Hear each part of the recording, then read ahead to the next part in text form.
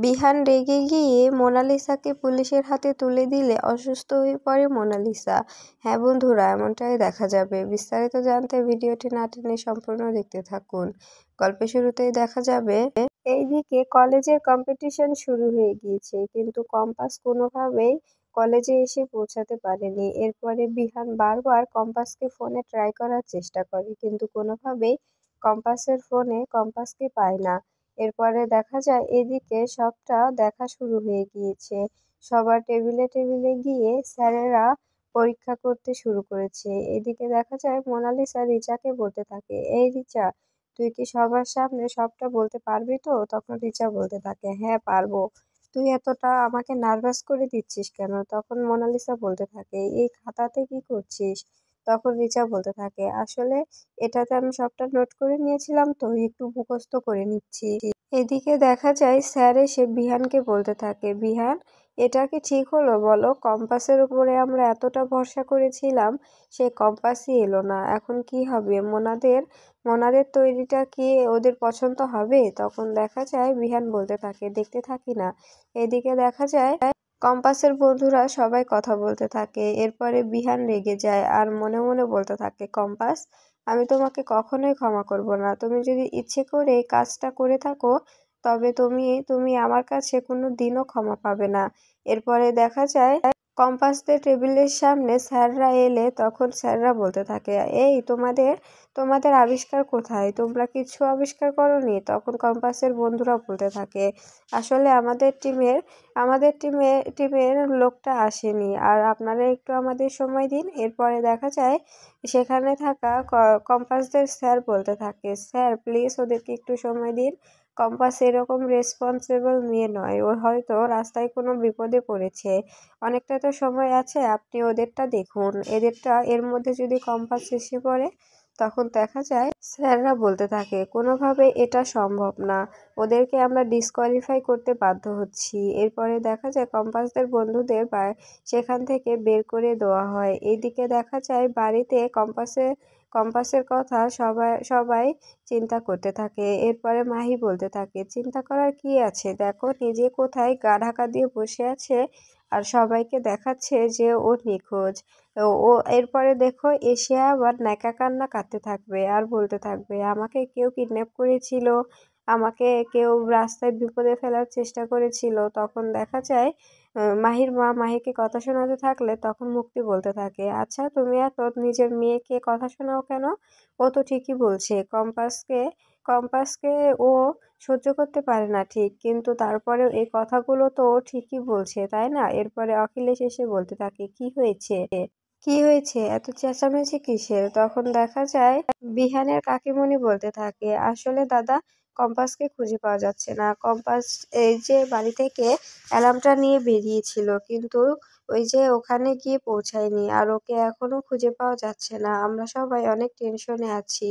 এর মধ্যে মাহি উল্টোপাল্টা কথা বলছে, তাই আমি মাহিকে বকছি, তাই মুক্তি দিদি আমাকেও বকছে। এরপরে অখিলেশ বলতে থাকে, ওরা তো ঠিকই বলছে, মেয়েটা যে ধুরন্ধর, হয়তো কোনো জায়গায় নিজেই বসে আছে, গা ঢাকা দিয়েছে, আর আমাদের সবাইকে টেনশন করিয়ে মারছে। এরপরে দেখা যায় মাহি বলতে থাকে, হ্যাঁ জেঠুমনি, এটাই ঠিক, আমি বলেছি দেখে মা আমাকে বকছে। এরপরে মুক্তি বলতে থাকে, হ্যাঁ আমারও মনে হয় এটাই ঠিক, দেখো শেষ মুহূর্তে কম্পাস বেরিয়ে আসবে। এরপরে দেখা যায় স্যারেরা সবার স্টল ঘুরে ঘুরে দেখতে থাকে। এরপরে বিহান ভাবতে থাকে, আচ্ছা এটা কি সত্যি সত্যি মোনালিসার তৈরি? যদি মোনালিসার তৈরি হয় তবে ও এত ঘাবড়ে আছে কেন? পিছন থেকে কম্পাসের বন্ধুরা সবাই দাঁড়িয়ে আছে। এরপরে দেখা যায় কম্পাসের বন্ধুরা জিতকে বলতে থাকে, দেখ জিত, এরা এটা প্রেজেন্টেশন করতে পারবে না। তখন জিত বলতে থাকে, আমি জানি যে প্রেজেন্টেশন করতে পারবে না, যতই ওরা রিচাকে দিয়ে সবটা নোট করাক, তারপরেও দেখবি ওরা সবকিছুতে আটকে যাবে। এদিকে দেখা যায় ঋতুজা পুলিশকে খবর দেয়। এরপরে ঋতুজা যখনই ঘুরে দেখবে, ঠিক তখনই দেখে সেখানে মাটিতে পড়ে আছে কম্পাসের চশমা ও কম্পাসের গলার চেন। এরপরে দেখা যায় ঋতুজা গলার চেন আর চশমাটা হাতে নিয়ে বলতে থাকে, এই দেখো, এই রুদ্র, এই দেখো, এই যে কম্পাসের চেন ও চশমা, আমার মনে হচ্ছে কম্পাসকে এখান থেকে টেনে হিঁচড়ে নিয়ে যাওয়া হয়েছে। এ দেখো, টানা হিঁচড়ার দাগও আছে। এরপরে দেখা যায় তিনজনে ভয় পেয়ে যায়। এরপরে বলতে থাকে, এবার তো তবে ব্যাপারটা আরো খতিয়ে দেখতে হবে। এরপরে কম্পাসের কথা বলতে থাকে ঋতুজা। এই দেখো, এদিক দিয়ে মেয়েটাকে টানতে টানতে নিয়ে গেছে, আর মেয়েটাকে যেভাবেই হোক আমাদের খুঁজে বের করতে হবে, হয়তো ও কি না কি বিপদে আছে। এরপরে ঋতুজা মনে মনে বলতে থাকে, এই কাজটা কে করতে পারে, এই কাজটা কার হতে পারে, এটা আমাকে জানতেই হবে। হয়তোবা আমি এটা গেস করতে পারছি কে করতে পারে, কার কাজ হতে পারে, তারপরেও আমাকে কনফার্ম হতেই হবে। এদিকে দেখা যায় মুক্তি অখিলেশকে বলতে থাকে, আচ্ছা সত্যি করে বলো তো, এসবের পিছনে তুমি নেই তো? তখন অখিলেশ বলতে থাকে, সত্যি বলছি, আমি এসবের কিচ্ছু জানি না, বিশ্বাস করো তুমি আমাকে। তখন মুক্তি বলতে থাকে, সত্যি বলছো তো? যদি তুমি এটা করে থাকো তবে কিন্তু বেকার বেকার ঝামেলায় পড়ে যাবে। ঠিক তখনই দেখা যায় ঋতুজার ফোন আসে অখিলেশের ফোনে। এরপরে দেখা যায় মুক্তি বলতে থাকে, ফোনটা রিসিভ করো, ফোনটা রিসিভ করে কথা বলো। এরপরে দেখা যায় অখিলেশ বলতে থাকে, হ্যাঁ ঋতুজা বলো। তখন ঋতুজা বলতে থাকে, কি ব্যাপার অখিলেশ, তুমি কি কম্পাসের ব্যাপারে কিছু জানো? তখন দেখা যায় অখিলেশ বলতে থাকে, এসব কি বলছো, আমি কম্পাসের বিষয়ে কি জানবো?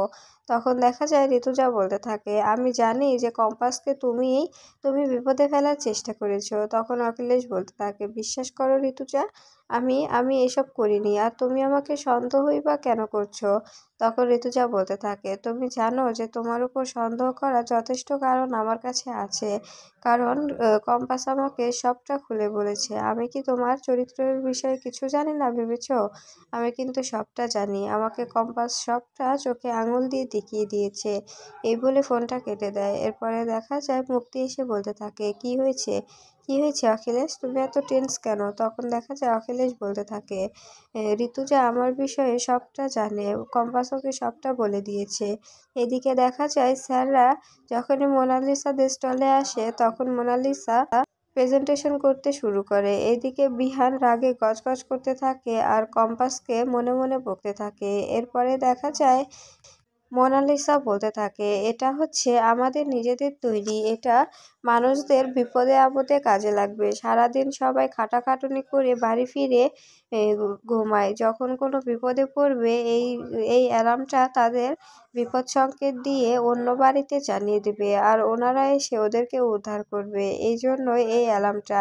তখন দেখা যায় জিতকে তার বন্ধুরা বলতে থাকে যে, দেখ জিত, ওরা নিজেরা কিভাবে আমাদের প্রেজেন্টেশনটা নিজেদের বলে চালিয়ে দিচ্ছে। তখন দেখা যায় জিত বলতে থাকে, এতটা ভাবিস না, দেখিস ওরা কোনো না কোনোভাবে গোলমেল পাকিয়েই ফেলবে, শেষমেশ সেটা আমাদের হাতে এসেই পৌঁছাবে, ভগবান তো আছে তাই না? এরপরে দেখা যায় স্যাররা যখন বলতে থাকে যে এটা যদি কোনো বিপরীত বিপরীত সিস্টেম থাকে সেটা বলো। তখন দেখা যায় মোনালিসা রিচাকে দেখিয়ে দেয়, বলতে থাকে, এই ব্যাপারে আপনাদের রিচা বলবে। তখন দেখা যায় রিচাকে বলতে বললে রিচা থতমত খেয়ে যায়। এদিকে দেখা যায় অভিজ্ঞান বাবু বসে বসে মোনালিসার কথা ভাবছে যে মোনালিসা কি সবটা সঠিকভাবে করছে। এরপরে মোনালিসার বাবাকে ডাকলে ঠিক তখনই মোনালিসার মা এসে বলতে থাকে, কি হয়েছে বাবা, আপনি এত চিন্তিত কেন? তখন মোনালিসার মাকে অভিজ্ঞান বাবু বলতে থাকে, কোথায় চিন্তিত? তখন দেখা যায় মোনালিসার মা বলতে থাকে, হ্যাঁ দেখছি আপনি চিন্তিত, কিন্তু কেন? তখন দেখা যায় মোনালিসার দাদু বলতে থাকে, কোথায় চিন্তিত, তুমি কেন এভাবে খুঁটিয়ে খুঁটিয়ে শোনার চেষ্টা করছো বলো তো? তখন দেখা যায় মোনালিসার মা বলতে থাকে, আমি কিন্তু জানি যে মোনালিসা কোনো প্রজেক্ট তৈরি করেনি, ও কারো তা ছিনিয়ে নিয়ে নিজের বলে চালিয়ে দিচ্ছে, আর এ বিষয়ে আপনিও জানেন, এটার জন্যই আপনি ভয় পাচ্ছেন। তখন দেখা যায় মোনার বাবা এসে বলতে থাকে, কি হচ্ছে, তুমি এভাবে আমার বাবার সঙ্গে কথা বলছো কেন? তোমাকে এভাবে কথা বলার রাইট কে দিয়েছে বলো তো? তখন মোনার মা বলতে থাকে, কেন, তোমরাই তো দিয়েছো, মেয়েটাকে এভাবে উস্কিয়ে উস্কিয়ে এভাবে নষ্ট করে ফেলছো, আমার কথা তো একটাও শোনে না। তখন দেখা যায় মোনার বাবা বলতে থাকে, তোমার নিজের দোষে তোমার মেয়ে তোমার কথা শোনে না, এটা কি আমাদের দোষ বলো? এটা কি আমাদের দোষ? এরপরে দেখা যায় মোনার দাদু বলতে থাকে, এভাবে নিজেদের মধ্যে তর্কাতর্কি করো না, ওটা মোনাই বানিয়েছে, তুমি কিচ্ছু জানো না, আর এখান থেকে যাও। এদিকে দেখা যায় স্যাররা রিচাকে বলতে থাকে, রিচা তুমি তোমার নিজের প্রেজেন্টেশন শুরু করো। এদিকে দেখা যায় নোবেল ফিউচারের সকল স্যাররা চিন্তিত হয়ে পড়ে, কম্পাস নেই আর ওরা কি সবটা ঠিকভাবে প্রেজেন্টেশন করতে পারবে? এরপরে দেখা যায় রিচাকে প্রেজেন্টেশন করতে বললে রিচা শুধু বারবার উল্টোপাল্টা ভুলভাল কথা বলতে শুরু করে। এরপরে এদিকে কম্পাসের বন্ধুরা জিতকে বলতে থাকে, জিত তুই জানা, তুই গিয়ে প্রেজেন্টেশনটা সুন্দর মতো দে, তবে ওরা বুঝতে পারবে যে আসলে প্রেজেন্টেশনটা কার। তখন দেখা যায় জিত বলতে থাকে, এই কাজটা আমি ছাড়া কম্পাস ছাড়া আর কেউ সুন্দর মতো বলতে পারবে না, আমি বলতে গেলেও একটু একটু ভুল হবেই। এরপরে দেখা যায় স্যাররা বলতে থাকে, কি ব্যাপার, তোমাদের নিজেদের প্রেজেন্টেশন তোমরা নিজেরাই বলতে পারছো না, নিজেরাই এইভাবে প্রেজেন্টেশন দিতে পারছো না? তখন দেখা যায় মোনালিসা বলতে থাকে, আসলে ও অনেক নার্ভাস হয়ে গেছে। তখন দেখা যায় বিহান বলতে থাকে, তোমরা তো সবাই মিলেই বানিয়েছো, এটা তো তুমি তো লিডার, তুমি বলো। তখন দেখা যায় মোনালিসা বলতে থাকে, আসলে রিচা বলেছিল রিচাই নাকি প্রেজেন্টেশনটা করবে, এটা ওর ইচ্ছে, এই জন্য আমি ওকে বলতে বলেছি, ও পারবে, ওই বলবে। তখন দেখা যায় স্যার বলতে থাকে, তোমাকে আমি প্রশ্নটা আরো সোজা করে দিচ্ছি, ধরো কেউ ভুল করে একটা বাটন প্রেস করলো, তবে কি সেটা ও ঘুরে আবার অন্যটা করা যাবে? তখন দেখা যায় ওরা কিছু বলতে না পেলে আড়াল থেকে কম্পাস বেরিয়ে আসে, আর কম্পাস গটগট করে সবটা বলতে থাকে। কম্পাস বলতে থাকে, হ্যাঁ পারবে, হ্যাঁ পারবে, এটার সিস্টেমও করা আছে। এরপরে দেখা যায় কম্পাসকে দেখে সবাই অবাক হয়ে যায়। এরপরে ম্যাম বলতে থাকে, কি ব্যাপার কম্পাস, তোমার এরকম অবস্থা কেন? এরপরে দেখা যায় কম্পাস বলতে থাকে, সেসব কথা পরে বলবো ম্যাম, আগে আগে আমার প্রেজেন্টেশনটা সাবমিট করতে দিন। এরপরে দেখা যায় বিহান অবাক হয়ে যায় আর বলতে থাকে, কি ব্যাপার কম্পাস মোনালিসার প্রেজেন্টেশন দিচ্ছে? তখন দেখা যায় জিৎ বলতে থাকে, আমি জানতাম কম্পাস তুই আসবি।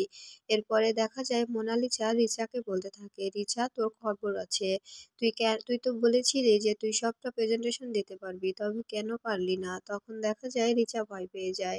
এরপরে মোনালিসাও ভয় পেয়ে যায় আর কম্পাসের দিকে তাকিয়ে থাকে। এরপরে দেখা যায় কম্পাস সবটা সুন্দর মতো বলতে থাকে আর স্যাররা সবাই সবটা বুঝে যায়। এরপরে দেখা যায় স্যাররা বলতে থাকে, কি ব্যাপার কম্পাস, তুমি কোথায় ছিলে, এত লেট করে এলে কেন? তখন দেখা যায় কম্পাস বলতে থাকে, আসলে আমাকে রাস্তায় আটকে দেওয়া হয়েছিল তো, এই জন্য আমি এখানে পৌঁছতে পারিনি।